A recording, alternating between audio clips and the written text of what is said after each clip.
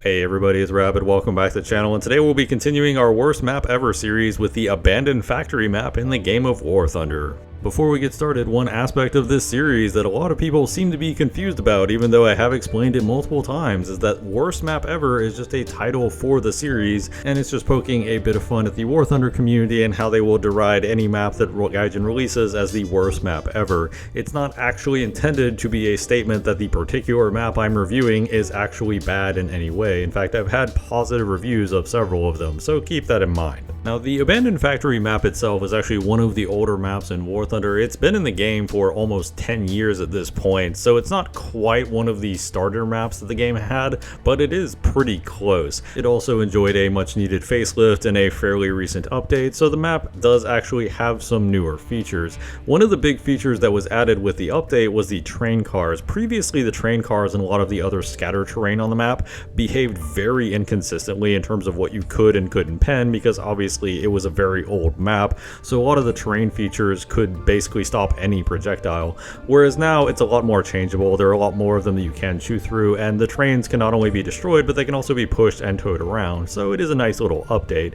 Also, visually, I would say the new update did do a lot to add some more color to the map. This is one thing Gaijin's been doing that I approve of, is because a lot of the early map designs were very dull in terms of their overall color palette, and while I understand they're going for a more realistic lean, I do think there is a lot of room to add at least a little bit more color and vibrancy while still keeping that overall aesthetic. As far as map variants, Abandoned Factory has 5 permutations, which is fairly standard for a map in War Thunder. You have a 3-cap version, a 2-cap version, and then you have a single cap A, B, and C version.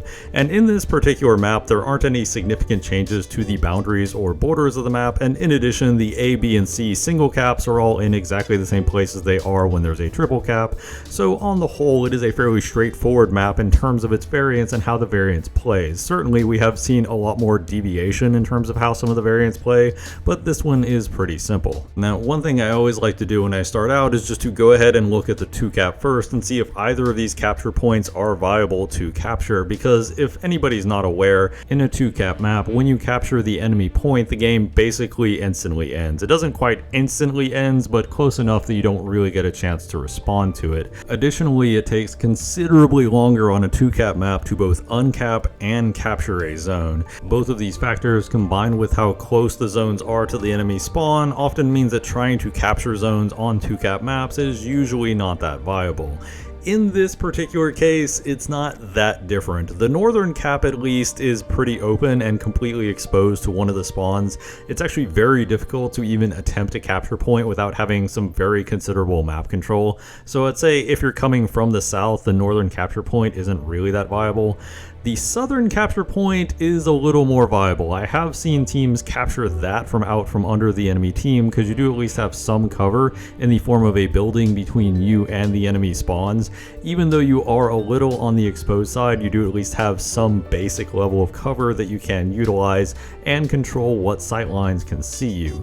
But ultimately, while the southern capture point is more accessible than the northern one, I still feel like it's a little too exposed and a little too close to the enemy spawn points that in most cases you're going to end up basically having to fight the entire enemy team for it anyway, and at that point you might as well just go for an attrition victory instead of locking yourself into sitting on one specific point for several minutes. Going in and looking at the more traditional capture points, and the A capture point is probably pretty well known by players since it is obviously the place that a lot of players will rush to. The right hand spawn is basically the default spawn, so a lot of players will simply spawn in the right hand side and then go straight to A. The A point is a series of factory buildings. The A point itself is fairly open, however the A point does overlap a bit with the buildings on the left and right. So both the north and the south spawns have an area they can go to where they can be on the A point without being in the middle of the line of fire, so that does at least help capture it and get off of it. Overall, I don't think it's the worst point in the world, but I do think there are a few too many ways that anybody can come from. So unless you're trying to capture it from behind one of the walls to basically limit the number of lines of sight that can see you, it can be a pretty tall order to take the A point. That being said, once you take it, there are a lot of routes to get off of it and go to useful parts of the map or control useful lines of sight. So once you're there are useful things that you can do from both spawns, so it is at least a useful point to capture, especially because it does have great visibility to the B point. Speaking of, the B point is actually a pretty interesting point because it is incredibly exposed. There is very little cover on B, so if anybody from the left or right has any vision to it whatsoever, they're probably going to be able to see you and they're probably going to be able to take you out.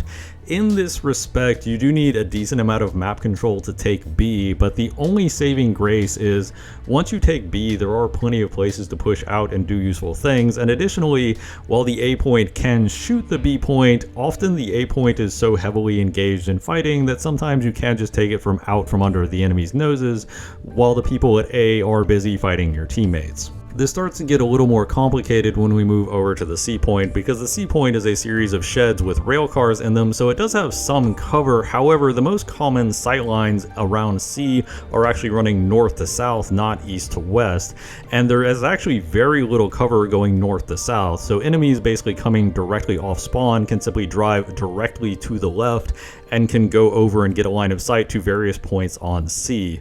That being said, on the backside of C near the water, there is a place that you can usually securely secure the zone without having that much line of sight on you, and C does provide some opportunities to push out. The problem is C doesn't do a great job of controlling B or A. It often ends up being a pretty isolated flank. So the fighting on C is considerably lighter than B or A. Neither B or A can reliably see all the way to the C point, or can see the fighting going on the C point. If you imagine the map is more like a T shape where the C point has a vertical line, but the A and B point has a horizontal line, that's kind of how the engagements resolve, and it leaves C as often being a bit of an island where A and B are fighting in and amongst themselves. That neatly segues into the movement lanes, and obviously one of the major movement lanes is from either spawn directly to C. Because there's basically a straight line of train tracks in that area, there's a lot of line of sight, but there's also a lot of free movement that you can engage in. There's not a lot of obstructions that will stop you from moving basically at full speed. So the C point tends to be both a lot lighter in terms of actual combat, but a lot more intensive in terms of actual movement than the other two spawns. The movement lanes going to the B spawn often converge at basically the B spawn itself because they all naturally sort of funnel into that area. So unless players are making a conscious choice to take an alternate route using some of the buildings or fuel tanks as cover, you're probably going to end up fighting in essentially a T shape in and around the B point.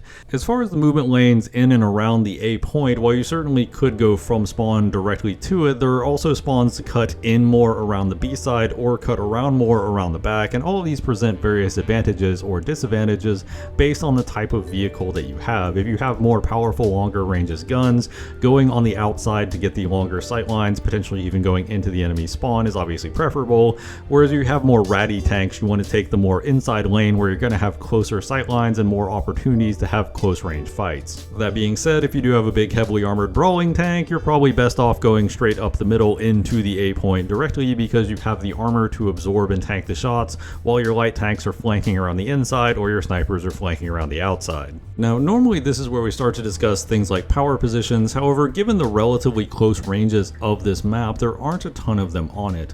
The first one is on the backside of the A point. You have these very long sight lines, and there also is a nice little hill there that you can use to potentially hide your hull.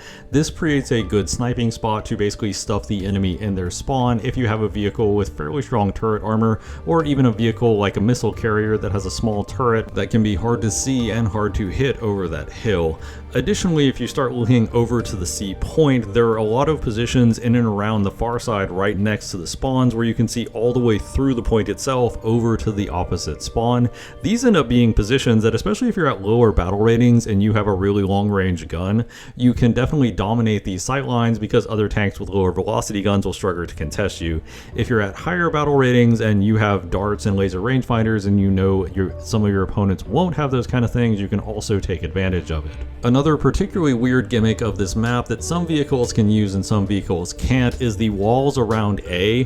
While they are high, they're not quite high enough. Guided missile carriers like the AFT-09 or the Mephisto can see over them, the American M1128 Striker can also see over them, and there are a few other lower tier vehicles that do have very high mounted turrets that can see over them as well. But this also presents an opportunity if you have powerful high explosive rounds, because quite often you can see the very tip of the roof of your opponent over these obstacles.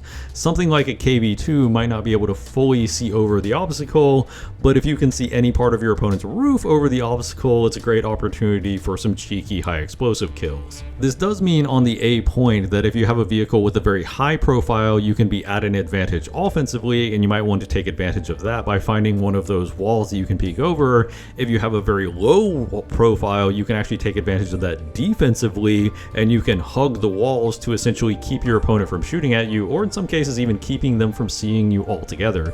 Something like a Viso 1A2 is an incredibly annoying target if it starts wandering around inside these buildings. Things like L3s and M22s also kind of join that club, where it's easy to lose track of them or simply not see them through all the low walls. This is also probably a good time to bring up this one little building right here next to the C point that you can hug the building in such a way so that other enemies that are on the opposite spawn can't see you, while still having good line of sight to both the B point and even the buildings around the A point. So it's a pretty good and cheeky line of sight that a lot of people don't expect, because it's a nice flanking line of sight, and a lot of people simply aren't used to being flank shot from C unless the enemy is just sitting in the open in the giant courtyard. So if you have a decent piece of cover like a building and you're just getting some cheeky side shots, you can actually get some pretty free kills. Now, in other videos, this is the part where I would explain to you how the single cap maps can potentially alter how you play it, but I've already kind of done that. In the single cap C, there's not really any major change, except now you're spawning on the left hand side by default, so there's going to be a lot more activity in this general area, but a lot of the fighting around the C point, including the very long sight lines going past the rail cars, is still very much true. You might want to flank through the B point just to give you some extra flexibility, but then again, there's also going to be enemies flanking through the B point, so a lot of the fighting is going to feel very similar to a normal game. The single cap B is very much the same story, because in single cap B, a lot of players are just going to take the same routes they would take on the 3 cap map.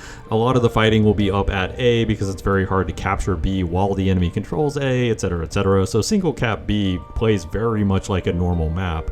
Single cap A even more so, since like I said, the default for a lot of players is just to spawn at the right hand side and go straight to A anyway, so this is just that but escalated rather significantly. It does mean that if you are the type of player that enjoys flanking more, the single cap A, the rest of the map is a lot more empty than normal because there aren't any other capture points to go for, so a lot of players that aren't really trying to aggressively flank are going to miss out on getting you if you do go in a wider flank.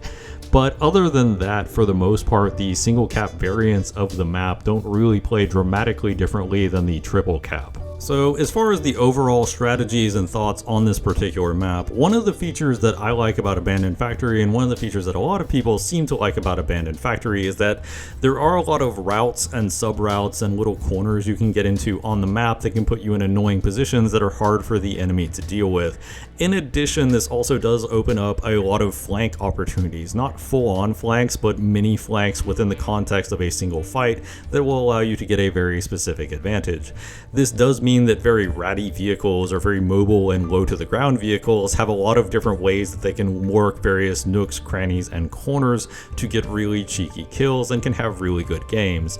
On top of that, while a lot of people do tend to lemming rush towards A, I would say that if you are in a heavily armored vehicle, A offers you one of the better opportunities to get in a fight with the least opportunities for the enemy to flank you. Going towards C, certainly there will be some long range fighting, but a lot of your fighting will be flank oriented, and B is almost exclusively about flanks. A is one of the few opportunities where you can simply push forward with a heavily armored vehicle straight up the hill to A, through A, while presenting your best armor for the enemy to take out. So if you do have something that has particularly good armor, that would probably be my approach. I feel that the B point and C point open way too many flanking opportunities for really heavily armored tanks. Certainly they can still have good games in them, especially if they're a little more versatile and they have pretty solid guns as well, but I don't think it's capitalizing on the fact that you are heavily armored as much as going toward the A point does.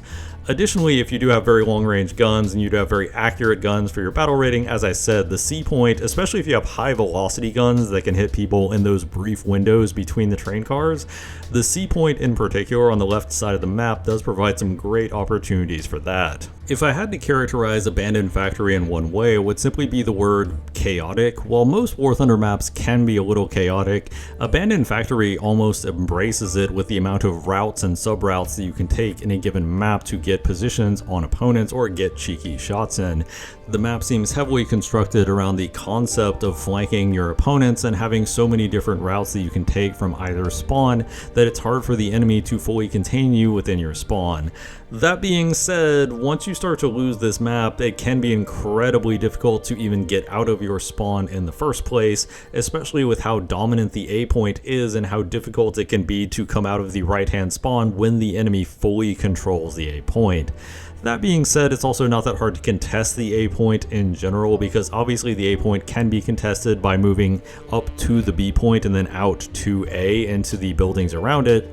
But it does mean that if your team ever fully loses control of A, it cuts off a significant section of the map and your access to B. It's one of those weird cliches where people will often mock everybody doing a specific thing as a lemming rush, but when you actually break it down, what you ultimately realize is that that action isn't completely wrong. It's the gimmick in ARB where people will often mock everybody flying to the left, and then you realize that if you fly to the right, you're doing a 1 versus 15 and you're probably just gonna die. Sometimes there are safety in numbers, and sometimes the majority do actually get it somewhat correct. It is pretty difficult to win Abandoned Factory without having any control whatsoever over the A point, just because of how much A controls the right hand spawns and the B point. So while I wouldn't say that you should necessarily lemming rush A every time, you do really need to keep an eye on what's happening on A, even if you're in other parts of the map, because A is a very important aspect of the map to take over and control. Now, one thing that I've briefly touched on in some other videos, but I want to clarify it a little more in Abandoned Factory because it really applies to Abandoned Factory as much as any other map, is the idea of a map where your vehicle can just get lost. A map where your vehicle can wander off into corners, side streets, and into various parts of the map where the enemy team will easily lose track of you, even if you've already killed a few of them. This allows vehicles to make some really cheeky plays or do some 4D chess moves where you end up wrapping back around the people that were trying to wrap in behind you, and allows for some really fun and interesting engagements in a way that a lot of other maps that are much more linear simply don't. Generally speaking, I am always a fan of any map that allows you to effectively get lost and that makes it hard for the enemy team to keep track of where you are at any given moment, even if you've recently killed one of their comrades. I honestly would rate those as some of the most fun maps to play because they give you the most options as a player in terms of how to approach any particular situation or general map state. Overall, I would say I generally like Abandoned Factory. I wouldn't say it's my favorite map, but I do feel like the map does do a decent enough job of facilitating pretty good games, and also presents a fair amount of variety as to what you can really get up to in any given match to try and turn the tides. While I do have parts of this map that I prefer to play on, I generally find that you can play on basically any part of this map with some degree of success, and for me that's usually the hallmark of a reasonably well-designed map. But those are just my thoughts on the matter. Let me know in the comments down below what you think of the Abandoned Factory map in War Thunder. Do you love it? Do you hate it? Are you indifferent? I always love to hear from you guys. If you liked the video, you found it entertaining, a like and subscribe always helps out the channel. As always, danke bitte tschüss.